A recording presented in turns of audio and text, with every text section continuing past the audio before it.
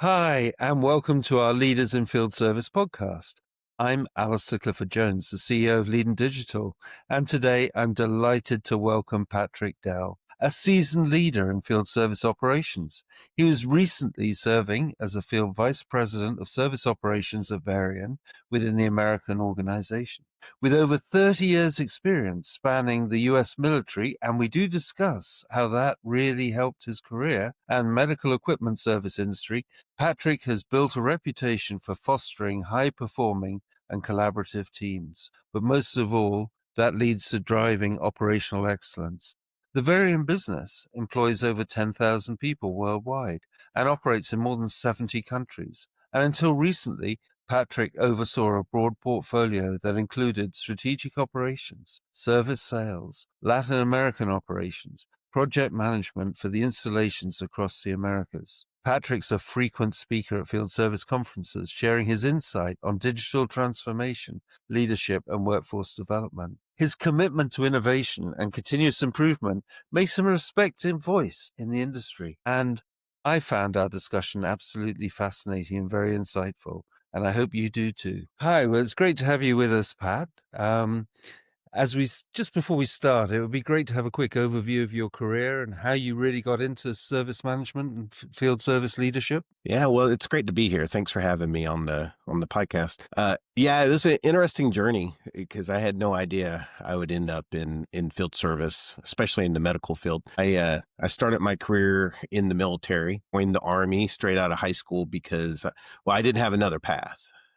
Middle of 5 kids, my dad worked 3 jobs. College wasn't in the future for me, so I went to serve. And so while I was in the military, they saw my potential as a leader. And after becoming a non-commissioned officer, they put me through college full time on their dime to commission me as an officer. And so I was trained as an Army officer and unexpectedly got out after an injury and found myself looking for a career. And after a short stint with another company, I ended up joining Varian and quickly moved up into service management and have just been enjoying this ride of the last almost 25 years now in the medical field. So it's interesting. You talked a bit about military. Do you think that helped in terms of having the right skills to drive operations?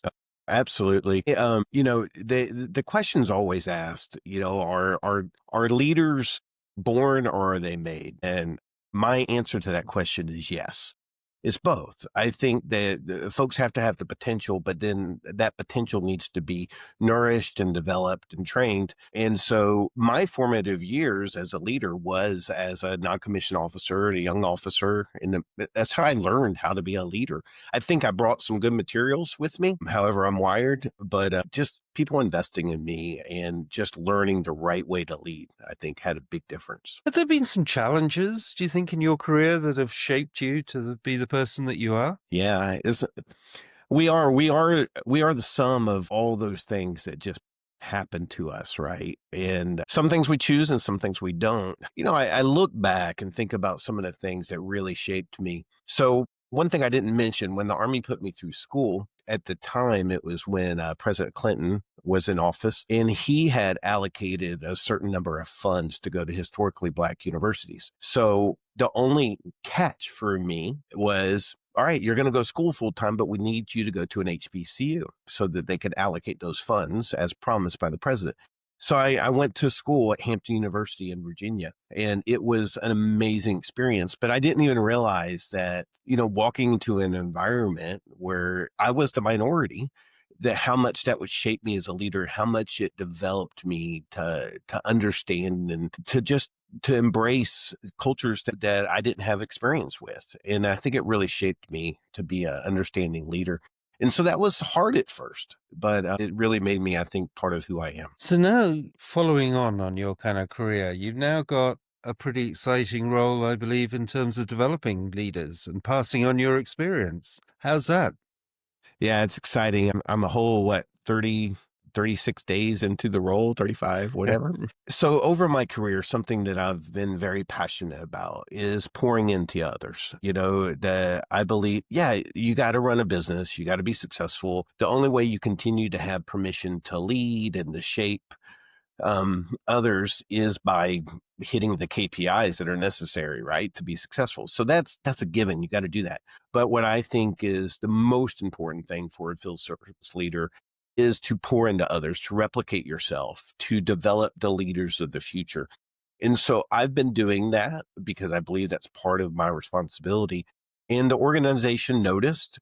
And this year, as we were making changes, we saw the need to develop leaders. So they made it part of my full-time job to do it for the Americas organization, to put together a regimented program, a design program to help our leaders to develop. We're starting with our frontline leaders at first, but so I'm super excited about that. And how do you have any key philosophies that you're going to try and embed within the organization? Yeah.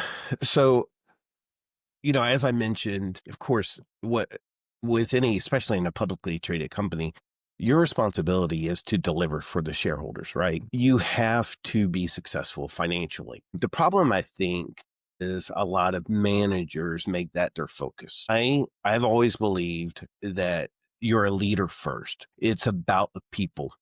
And when you pour into the people, when you develop people, and by no means does that mean, putting them ahead of the business in the sense that you accept mediocrity or don't drive for excellence.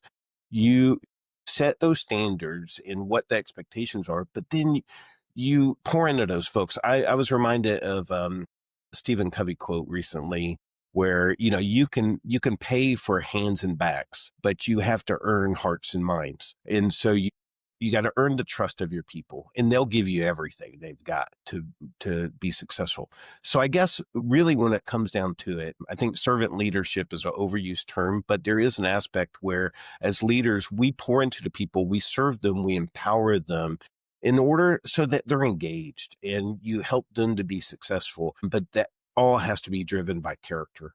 You have to do the right thing. You have to be strong in character. And that's how you earn the trust and continue to have the opportunity to lead. So I'm hoping that as I get to connect with all these frontline leaders, that I can impart some of that philosophy into the way they do their jobs as well. That's interesting. So, whilst KPIs are important, they're not the key focus, but achieving KPIs is a byproduct of having good leaders in the team. Absolutely. Absolutely. So how do I put it this way? So an individual contributor has got to execute their responsibilities. They've got to watch their lane and do what they're responsible to in order to accomplish the mission. So as you build up from that, the leaders of those individual contributors have got to empower them to help them and to strengthen them to be able to do their jobs well. And if those leaders are more focused on the result than the people who are driving the results, I think you lose sight of what matters most.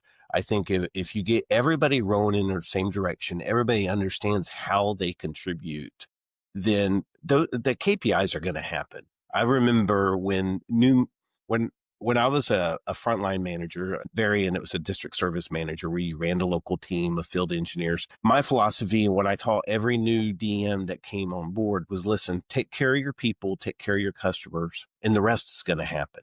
And that's held true still to this day, that take care of your people, take care of your customers, and that KPIs are going to happen. We're talking about all the benefits of good leadership.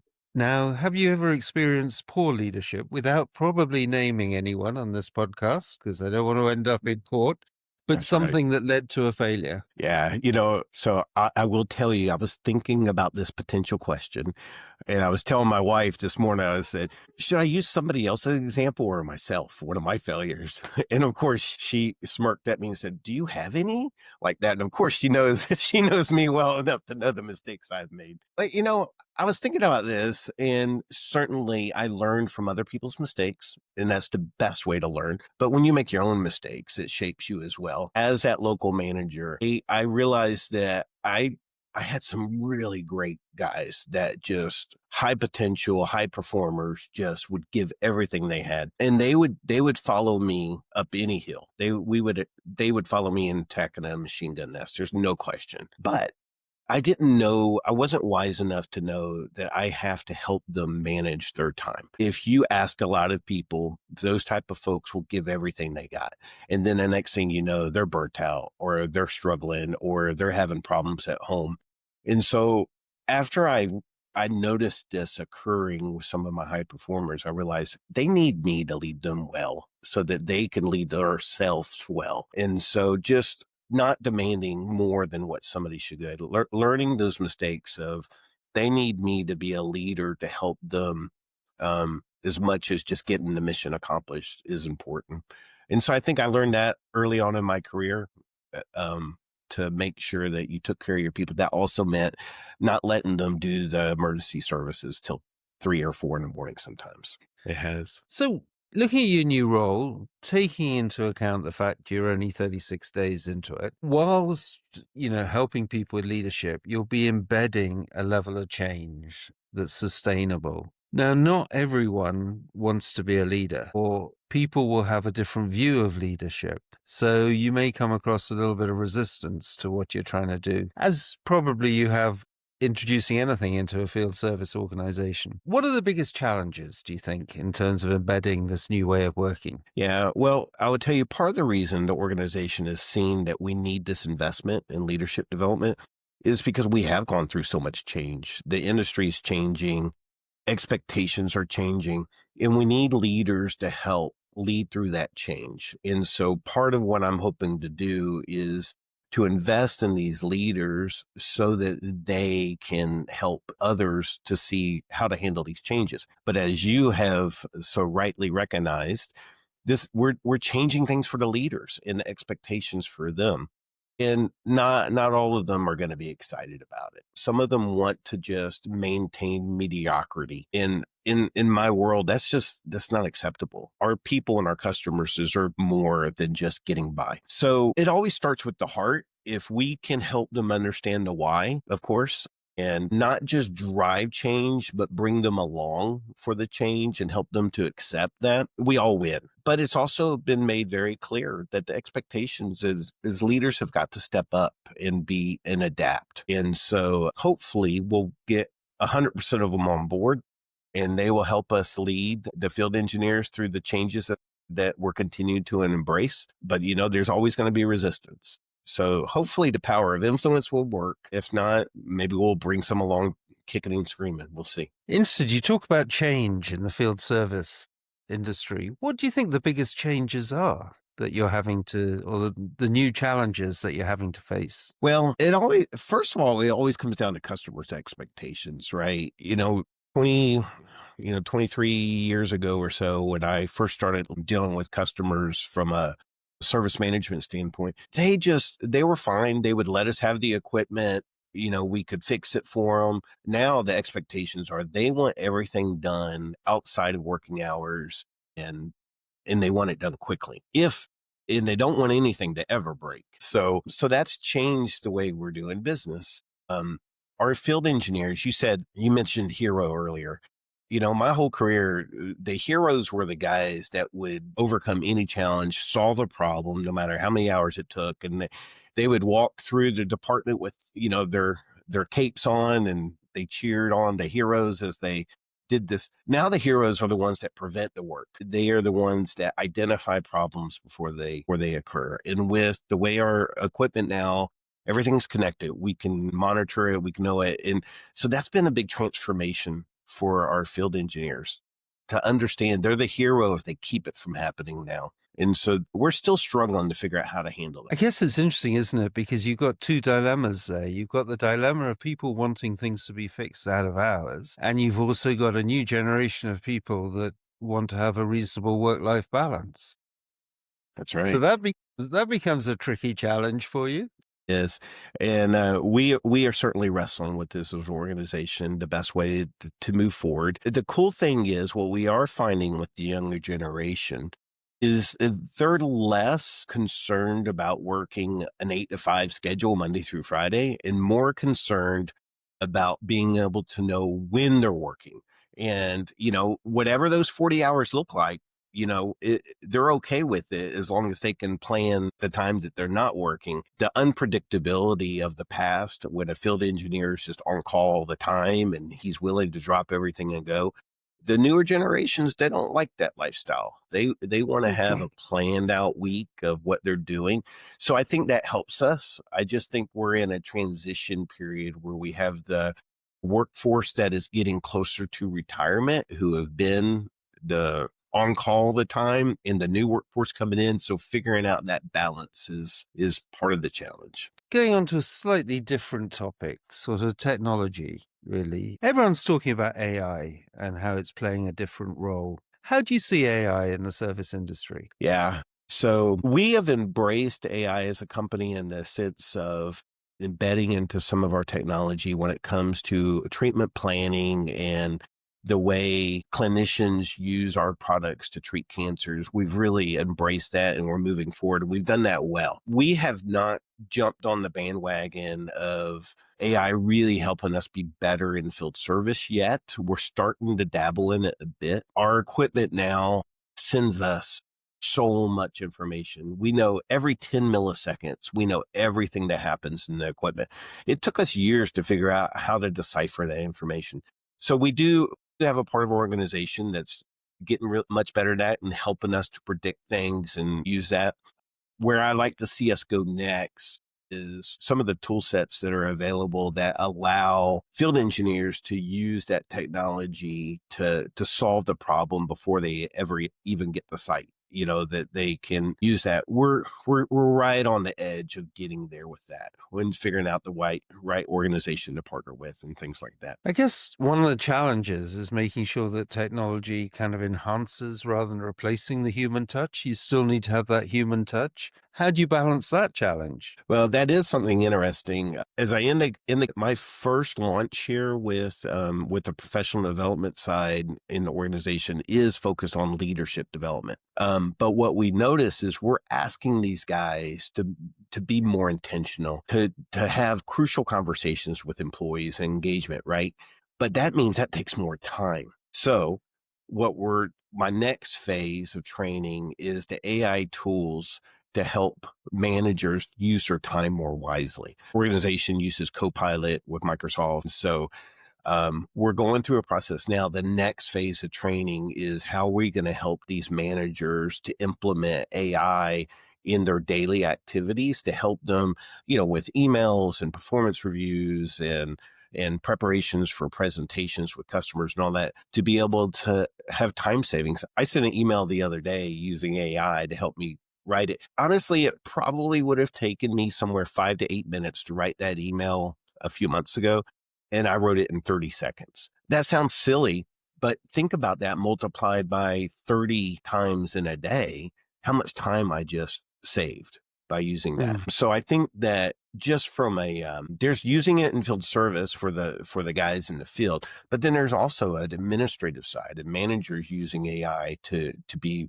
So you're not replacing the managers, you're freeing the managers up from some of the daily tasks so that they can focus on the people and the human touch in leadership, because we're never going to have a world where we don't have leaders. We always have to have leaders. So how can we use AI to help them to free up their time, build more margin to focus on the things that matter most, like the people? Okay. So I guess we've talked a lot about change. We've talked about leaders. We've talked about the challenges. But what do you think field service is going to look like in maybe 5 years' time? Do you think everything seems to be moving so rapidly? Yeah, you're right. Field service has always been changing. Whenever I go to any of these conferences or something, it's the changes that we're embracing or whatever. But the velocity at which we're changing now, it makes your head spin. And so folks have to be fluid. They have to be willing to change themselves at the same pace. If they're not, then they become stagnant and they're not going to be relative. Where I think field service, the technology is continue to be at a place where we can do things faster and better and have, just having the knowledge. We used to talk about how these field engineers, and this doesn't matter what industry you're in, is they age out. How do you take that individual tribal knowledge they have and impart it onto the others. And I think that's one big change that's occurring. We now have the ability with knowledge articles and things and the way we can capture information so that the new generation can have all that same intelligence and experience that the older generation. So I think we're going to have folks that are continuing to do things at a rapid pace because of being able to have that knowledge. But I just think technology is going to continue to make it easier to do things remotely and do it faster. Yeah, I think it's there will always be the need for the field service engineer, but he might be sitting at a desk for a bit of his day rather than out there seeing a customer. Absolutely. And for you, Pat, what's 24 months down the line look for you? Wow. Well, I just hope I can continue to be in the lives of folks, to hopefully continue to invest in people and develop people, whether that's in this current role or a future role. It's funny. My whole career, I haven't really pursued that next role as much as I've just focused on what I'm doing and pursue new challenges. And so that's what makes this year, our fiscal year starts in October. So that's why the change occurred in October. I'm just excited that leadership gave me the opportunity to be involved in things I'm passionate about.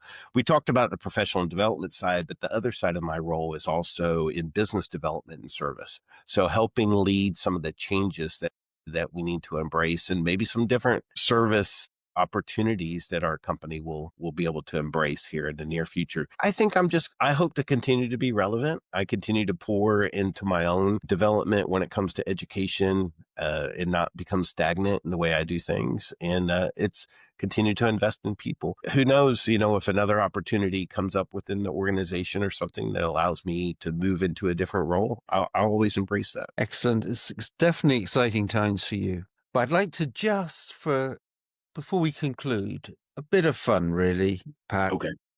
But what have we, in your career, is this an old school tool or practice that you used to do in field service that you secretly love that's maybe not happening now? Yeah, I tell you, one of the funnest times, and it's just kind of silly, is there was the phase. Remember Nextel Yep. here? I don't know if that was global, but here in the U.S., we had Nextel. When you had a telephone, but you could push to talk at the same time. Yeah. So I was a field service manager over an area, the state of Florida, when Nextel was big, and so it was so much fun just pushing to talk with my field engineers and talk.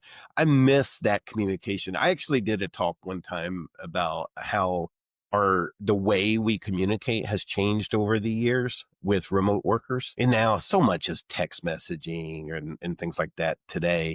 But I missed the push to talk. It was just fun because then you can also banter with the guys over, it's a lot easier when you're just pushing on the radio and talking with them versus making a phone call or what have you. So I missed that tool. That was fun. I mean, it's funny, these things, isn't it? When I was at Price Waterhouse, we used to have a voicemail system. So you always left people a voicemail rather than calling them. And then we moved into email, and then we moved into text messaging. And now my kids are just leaving voicemails all the time, voice messages. And I'm like kind of going, we've gone round in circles. It's like here. bell bottoms. It's like, just came right back. Yeah. Yeah. And I guess Oh, finally, an advertisement of one of the phone companies doing the push to talk the thing again. yeah. So, yeah. I don't Wow. know. That was just fun. I mean, at the end of the day, it comes down to communication, but that was a fun time because it Yeah. could just connect with people so rapidly. So it was fun. Did you have any kind of unexpected challenges that you encountered in the past that you're thinking you weren't expecting as a field engineer or a manager or? Yeah. Well, this goes back to, I think we're all people, we're humans and we have life outside of work. And I've always been very committed and I've been blessed with an amazing wife we're coming up on 35 years. I was a young private when we got married. And so she's been so used to me going places, being on deployments or training or traveling with work and all that. And so I'm just a hard charger doing what it takes for the company. In 2008, we had a son who didn't do well and passed away shortly after birth.